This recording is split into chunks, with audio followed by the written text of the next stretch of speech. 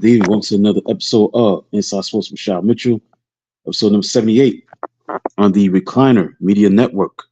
Brand new title to this network. It's no longer Elevate 52A Sports and Lifestyles, now the Recliner Media Network.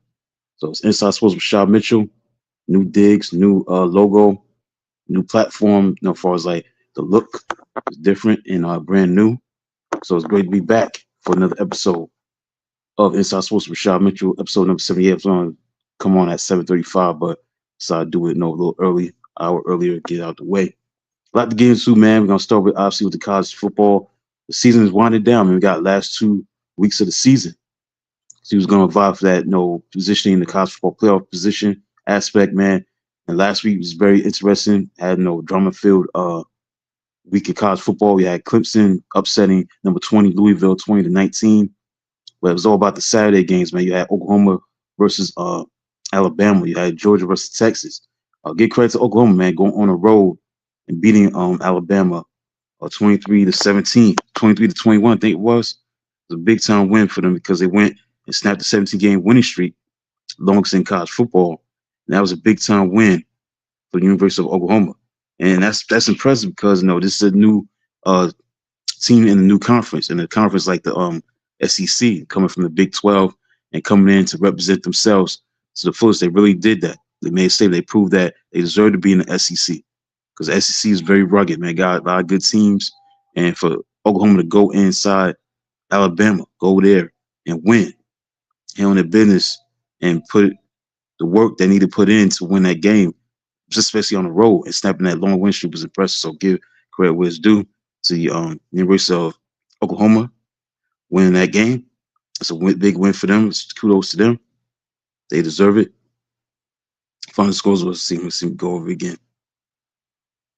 23-21 on the road. Number 11 over number 4. It's a great win, and you can't take away what they did, man. They won that game fair and square. It's not easy winning in Alabama.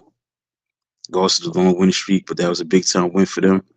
And give credit where it's due. Going into that hostile environment, so they're now 8-2 Alabama's still 8-2. Both teams still are in the playoffs. So, but still, no, for the University of Alabama, they could have had no possibly a first round bye to that extent. So, but big win for the Sooners, and had 17 points over 3 turnovers. Stepping again, 17-game home winning streak. Um, that was a big time win, and the first loss for Kalen DeBoer. He's been the head coach in his second year as Alabama coach. That's his first loss at Bryant Denny Stadium. It's not a blow for them because, like I said, they still in the playoff race, but they cannot afford to lose another game. They got definitely beat Auburn in the Iron Bowl in a couple of weeks, week after this week coming up.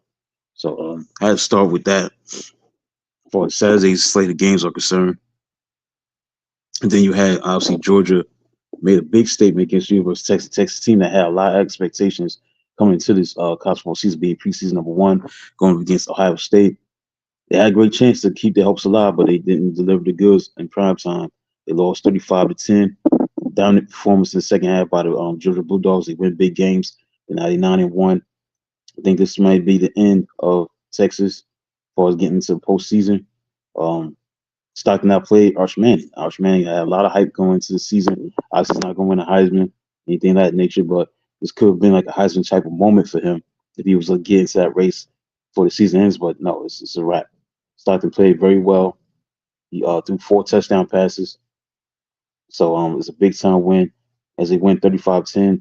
And that's how you do it. You make a statement against a top 10 team. It's definitely going to benefit your ranking for Georgia. So Georgia, they in. Texas is out. Simple as that. So, and again, Stidham's 24, 29, 229 yards. Big time game. Manning was 27 of 43, 251 yards, and 1 touchdown, 1 interception, but not good enough as the Longhorns lose. And Georgia's now 9-0 at Stanford Stadium against top 10 teams during Kirby Smart's 10 seasons. Overall, 55-5. So they've been dominant at home as a team. So that's a big time win for them. Texas A&M, man, had to really struggle to beat the University of South Carolina. They were down 30-3 at halftime. They came that deficit. And again, go to show you, man, it's a tale of two halves. We got to play 60 minutes of football in order to win these kind of games. You have to get it done, to make it happen. You got to finish strong. And that's a classic example, when you play these kind of games, you up by that many points. Example, when you play these kind of games, you up by that many points. You got to find a way to finish. It's not how you begin the game, how you finish the game. You got to finish. And they didn't finish the game. Give credit where it's due to the University of Texas A&M. Because if they would lost this game, they probably would have been out of the top 10 possibly, because they played against a team that came to this game at 3-6. So let's say if they lost this game, they probably would have been out of top 10. But give credit where it's due to the University of Texas A&M, winning 31-30. It's not how you start, it's how you finish, man. A tale of two halves. And they showed that it was the biggest comeback in school history. Again, it's never over till it's over. I mean, if you don't keep that same intensity, that same focus throughout the game, before quarters, you can slip up. And that's what happened with South Carolina. They did not finish the deal. They did not win the game 4 quarters. They just played well for first 2 halves. But when it came down to it, they had to get it done. They couldn't get it done in the second half. The second half, that's where you got to finish. You got to keep that foot on the gas pedal. You can't let your focus go away. I mean, that's a large deficit to come back from. So give credit to University of Texas A&M winning by a score of 31-30.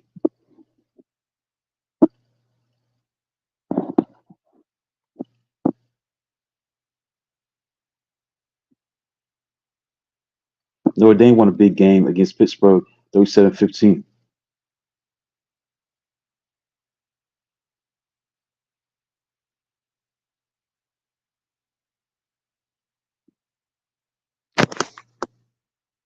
(26-21) was the final score between USC and Iowa. Georgia Tech beat Boston College 36-34. That's basically it. So let's move forward to this week's games. Missouri and Oklahoma, keep your eyes on that game. That's a good game right there. Miami versus Virginia Tech, that's a big game for Miami. They got a chance. They're number 13 right now in the college football rankings of the playoffs. So they're right there in the thick of it, but they still need help. I think obviously they need either Alabama, maybe Notre Dame, but definitely BYU and Utah to lose. But they got to win out on their own. They got to travel to Virginia Tech this week, and then they got to travel to Pittsburgh the following week to end the season. So they need to finish strong, but they need help along the way in order to get a chance against this playoff. I don't know about the ACC championship game. In order for that to happen, they need Georgia Tech to lose to Pittsburgh.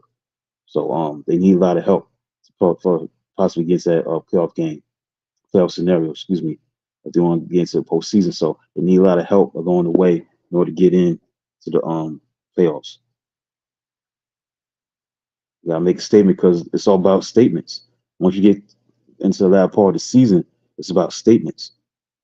The statement that you make against the opponent. What are you doing to make that statement? It's all about that. The statements that you make against the opponent. I mean, it's not about anything else. You gotta make that statement to show that you really, really want to play for the postseason. Style, it's about style points from this point forward. So Miami has to blow out University of Virginia Tech on the road. See what happens with that.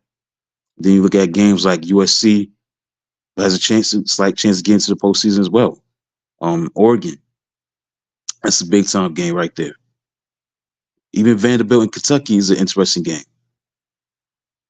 possibly. Maybe Michigan got a shot. No, they got a shot. But Georgia Tech, Pittsburgh, that's an interesting game to keep your eyes on. BYU at Cincinnati, that's a interesting game to keep your eyes on. Kansas State and Utah. Anything can happen in college football, man, because when you playing teams that are not playing for anything, they're gonna try to spoil your season. It's all about, the team that's not playing good that you gotta be aware of, not to get caught up in the laxity of thinking, okay, we got this game. Look what happened last week with Texas A&M. Texas A&M almost lost. They were down 27 points, but they came back.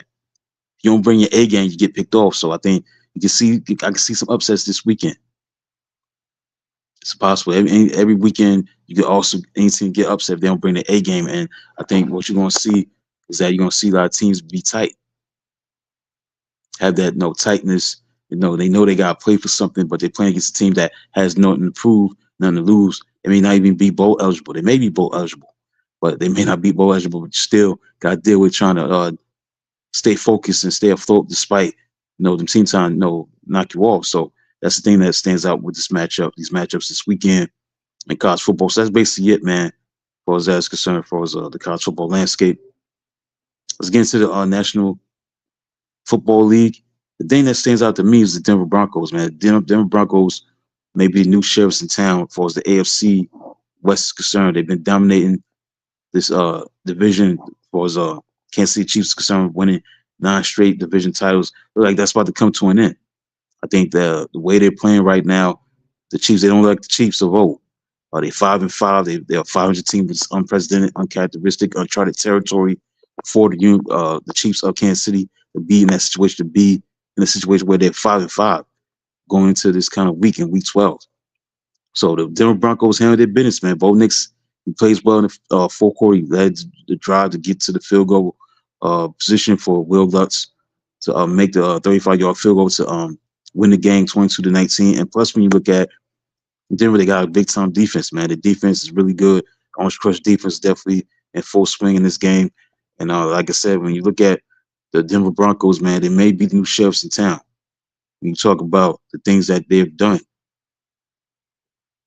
throughout the season, coming back from deficits and just finding ways to win, whether it be against the Giants, against the Eagles, the defending champions, whether it be whoever it is, they just know how to get it done, blow the snakes in the clutch. But the thing is, the defense is what's going to carry them and keep them. And that's the thing that stands out as far as that's concerned.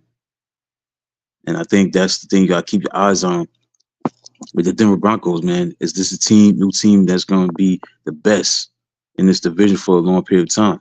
Because you see decline in the Chiefs possibly. The Chiefs may not make it to the playoffs. If the playoffs started today, they wouldn't even be in the postseason.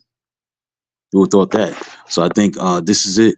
Could be it. The end of the road for the Chiefs as we knew them. The Chiefs are not feared as they used to be, not as explosive offensively as it used to be. Defense is solid, but They're not the same team as a whole as they once was. And I think when you look at the Denver Broncos 9-2 right now, 8-game winning streak, defense is solid.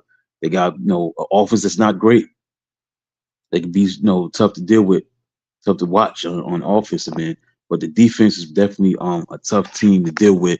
They can sack the quarterback. I think they're on a pace to break the record and surpass, I think, the Bears, 85 Bears, for most sacks, something like that. Let me double check, because they definitely got after Mahomes last week.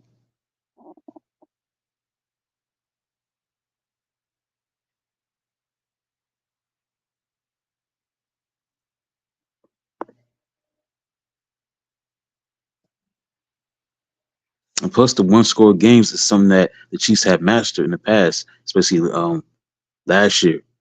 They were 12-0 in one-score games. Now they're 0-5 in those situations this year. So you see the difference. And then we look at the Broncos, they're 7-2 in one-score games this season. So the close games are not going in favor of the Chiefs no more, as it used to be. And that's the thing that's surprising.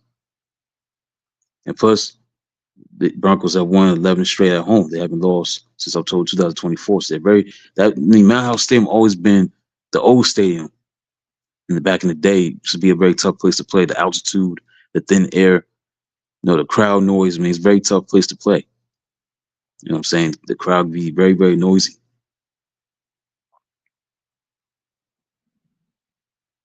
I think I see somewhere where Broncos defense, as far as the sacks. So there's a big time sack on third down on Mahomes.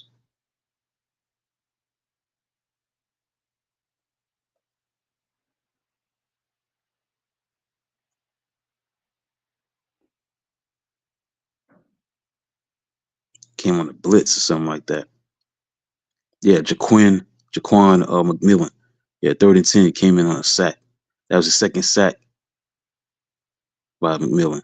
He had 6 tackles, pass breakup, interception, 2 quarterback hits. So they come back in different ways, man. They come at you in waves on defense. The Broncos, but I think they're on the pace to break the record, something like that. Let's see, Denver defense, Orange Crest defense, man, is in full effect. Man, that'll make Tom Jackson, Randy Gradishaw, uh, pleased with what they've done. Keep that tradition of great defenses in Broncos history. And plus, you got to go back to 2015, the year that they won the Super Bowl. When Peyton Manning was there, when they beat Carolina, Von Miller. They have big time defense as well. I think they had the #1 ranked defense that year.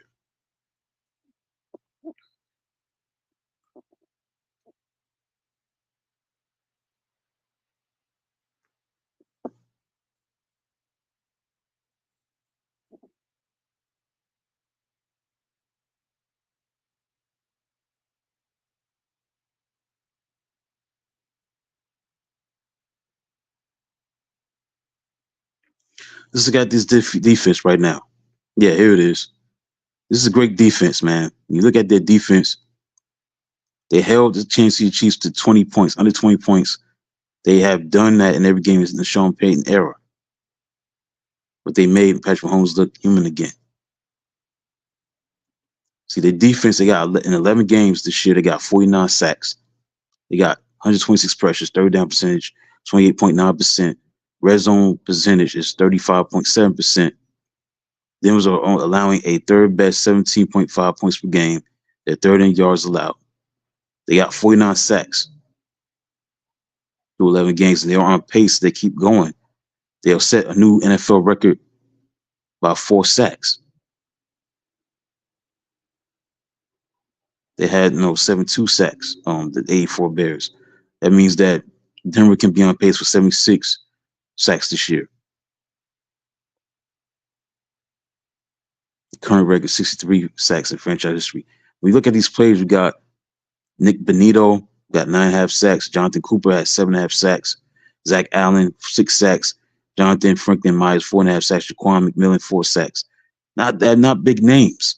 You know what I'm saying? Kind of like a no-name defense to me, but they're getting it done. And this is the reason why they're 9-2 right now. They just gotta get better on the offensive end. That's the thing that stood out for me last week is Kansas City, losing last week and falling to 500, and now they play the Colts this week. They were 8-2 right now, so that's going to be a must win. That's a must win for the Chiefs. Chiefs have to win this game. They can't afford to go 5-6. Now they one game under 500. So we're gonna see how they get out of this situation that they're not accustomed to being in.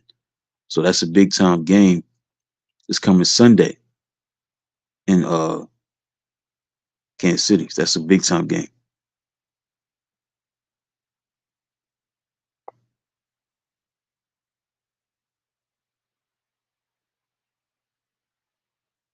Also, this game tonight is interesting. Buffalo, Houston, Chicago, Pittsburgh on Sunday, Kansas City, Indianapolis, 5-5, 8-2.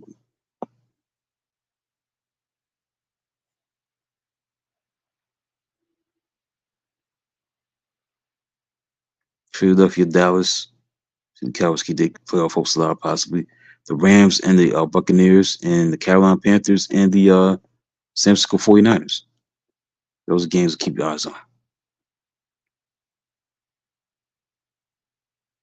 All right, next let's get into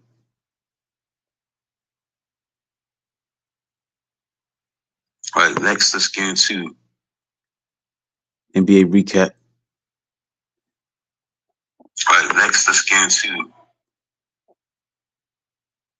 NBA recap, man. The only thing that stands out to me so far is how about those Oklahoma City Thunder? They're rolling thunder on the opponents right now. They're 14-1 as of right now. And not only that, they're 14-1. They're doing this without Jalen Williams, their second best player. He's still out. He's still hurt. And they're playing excellent basketball. And they're showing why they're hungry for another championship. They can have a dynasty. They just need to get Jalen Williams back and they'll be complete. But they're doing great without him. But obviously, needing to win the whole thing. But right now, they're rolling right now with the things that they're doing as of right now. They're playing at a high level. Oklahoma City, 14-1. That's all you can say. They're rolling right now. They're showing that they're the best to prove otherwise to knock this team off. And they're doing it with a squad that's not healthy. They don't have all the guys. And they're still playing very, very well despite not having Jalen Williams. So 14-1, that's the narrative right now. They got the best record in the NBA, and they're ready to win another championship. They're hungry for another one. And I think that's the thing that you see in this team right now.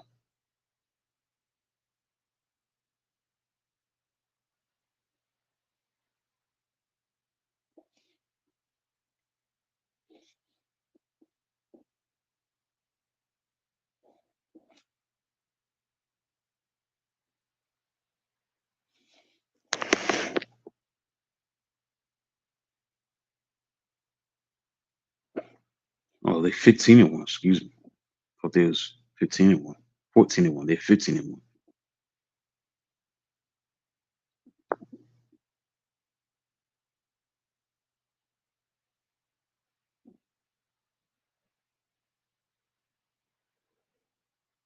Yeah, they're 15-1. Excuse me.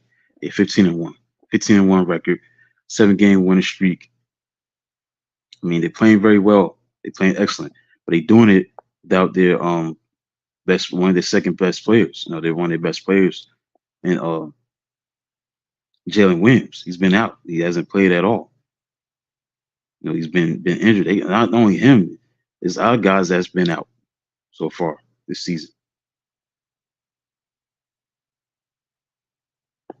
As far as injuries, yeah, Jalen Williams, man, he's been out because of that risk. Aaron Wiggins been out. So they've been injured.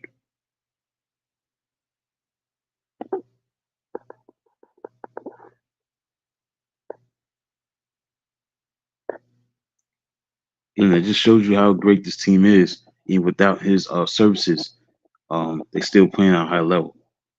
And also in the Eastern Conference, again, Sergio Alexander had 33 points to beat the Kings 113-99.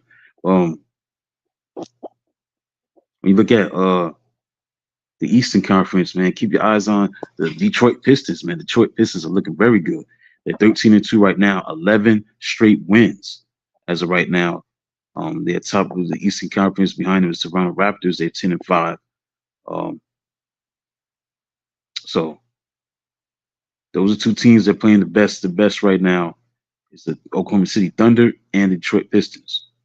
13-2. They got the longest winning streak right now in basketball, winning 11 games in a row. All right, let's get into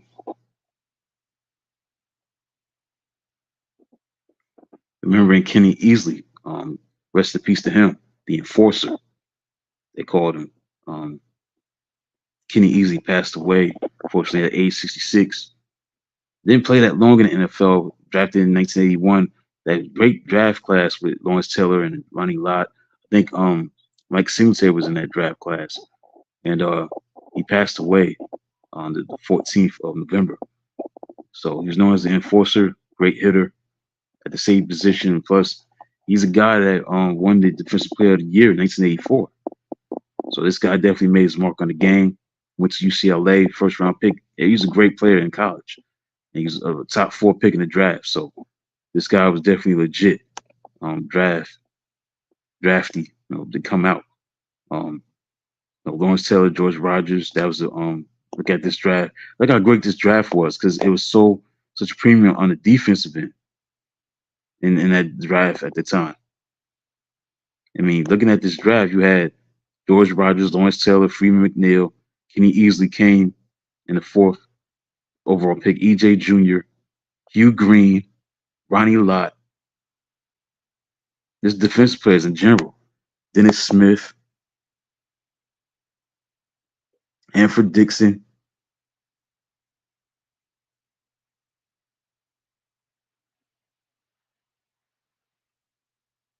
Mike Singletary, Howie Long came out this draft. Ricky Jackson came out this draft.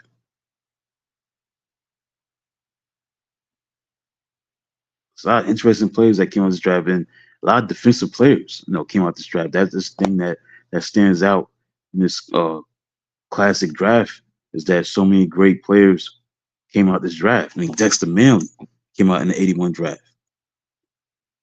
I'm saying like there was so many great players, some notable players.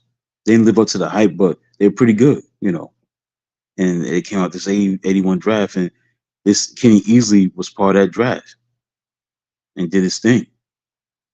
Definitely. So I don't know, pay homage to him. Played for Seattle Seahawks most of his career from 1981 to 1987. Um, this is when they was in the AFC West. Known as the Enforcer, he's one of the greatest defensive backs, greatest players in Seahawks history. Playing that safety position, 32 interceptions, 11 fumble recoveries, 8 sacks, 3 defensive touchdowns. Again, Defensive Player of the Year in 1984. So that means you're making your mark. He's a 4-time All-Pro, 5 Pro Bowl 5 times, went to the Pro Football Hall of Fame in 2017. So rest in peace, man, to the one and only Kenny Easley. Definitely one of all-time greats, man. Died way too soon. That's age 66. Right. So let's look at on this day in sports history.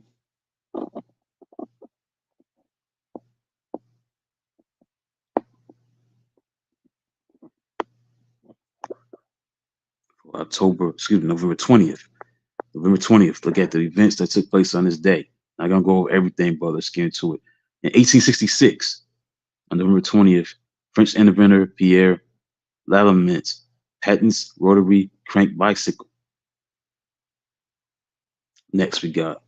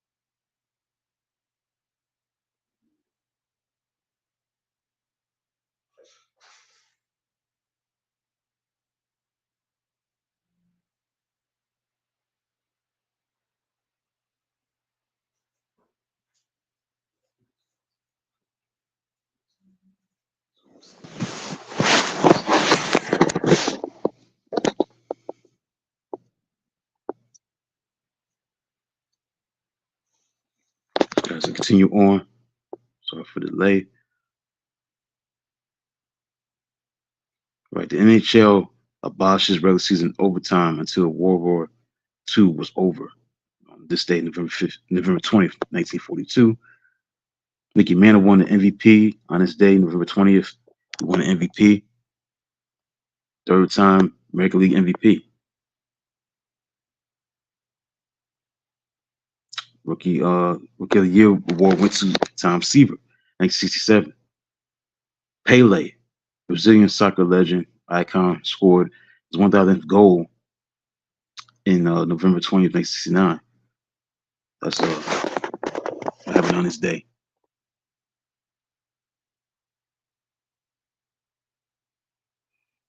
Lee McCovey won the MVP in 1969 National League.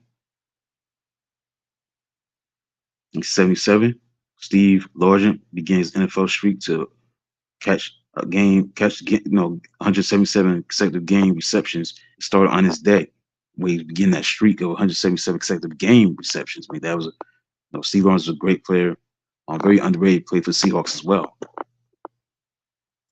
Walter Payton, man, on his day, November 20th, 1977, ran at the time NFL record 275 yards rushing by Walter Payton.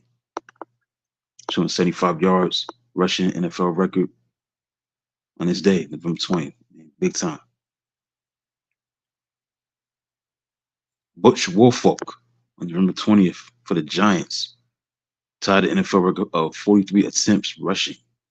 On this day, the Mets pitcher Dwight Gooden won the National League Rookie of the Year. On this day, 1985, 40 years ago, Don Mattingly wins the American League MVP 4 years ago. 35 years ago, Rickey Henderson won the American League MVP, Oakland A's. It's 1990, the Sacramento Kings became the last NBA team to win on the road for over a year.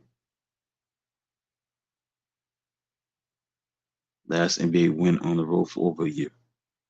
Terry Pendleton for the Braves of Atlanta won the MVP of the National League. 1993, I remember this game. It was the Holy War. This Boston College. They beat Notre Dame 41-39. It was the first win in the series. That's the field goal kicker made a field goal at South Bend. I remember that. That knocked Notre Dame out in that championship race. 1997, AC Green of the Mavericks, Dallas, set an NBA record of 907 consecutive games played. Okay, that's basically it. I'm done. All right, I'm done for today. That's it for today. First episode of, not the first episode, it's the 78th episode of Inside Sports with Rashad Mitchell. I'm saying it's the first episode because under a new name, the Recliner Media Network. Inside Sports with Rashad Mitchell will be under that umbrella. So it was great to have be part of something that's moving in a different direction to make the transition from Elevation 52A Sports and Lifestyles to the Recliner Media Network. And go to reclinermedia.com. The articles are up there. Ones that I wrote recently. The next one's coming up real soon, next week. So tune in to that. Interesting situation because next Thursday is going to be Thanksgiving. So I may still come on Thanksgiving. I may do a show on Thanksgiving night. I have no problem with it. I know it's people not going to be tuning in. But I'm definitely going to do a Thanksgiving special episode between 6 and maybe 6:30, 7:30, something like that. Put that together. Handle my business with that because keep up with the episodes and so I'll definitely be on next Thursday. Thursday night, even though it's Thanksgiving. If you don't tune in, you can tune in after the show is over, if you want. I'm still gonna do an episode, keep the episodes going. So I don't have no problem with that. I'm definitely gonna do an episode on November 27th, the final episode of November on the Recliner Media Network, episode number 79. So stay tuned for that. I mean, I should be on the air. Maybe between 6:30 or 7:30, something like that. I'm definitely gonna do my thing. keep everything moving. So that's it for today. Until then, talk to you next Thursday on Thanksgiving.